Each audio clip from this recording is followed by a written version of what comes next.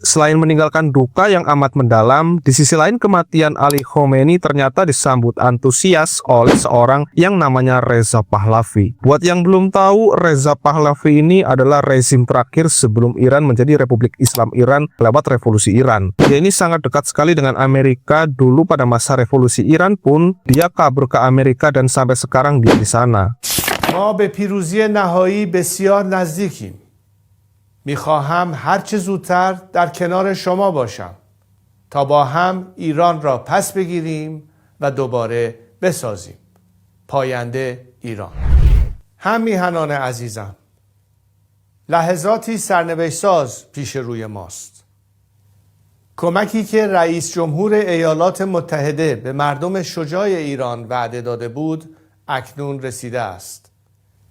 این یک مداخله بشردوستانه است و هدف آن جمهوری اسلامی دستگاه سرکوب و ماشین کشتار آن است، نه کشور و ملت بزرگ ایران.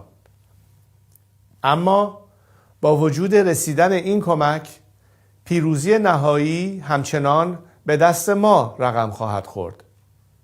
این ما ملت ایران هستیم که در این آخرین نبرد کار را تمام خواهیم کرد.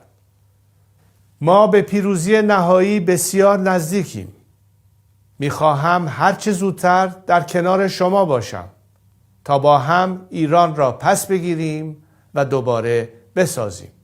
پاینده ایران. Gak cuman Reza Pahlavi aja nih yang antusias. Diaspora Iran yang ada di luar negeri yang tersebar di berbagai negara manapun justru bergembira atas kematian Ali Khomeini. Mereka bahkan tak segan berterima kasih kepada Donald Trump dan berharap Iran kembali ke masa lalu. Memang ini adalah salah satu misi Amerika dan Israel ke Iran. Mereka ini pingin ngebalikin Iran ke tangannya Pahlavi lagi.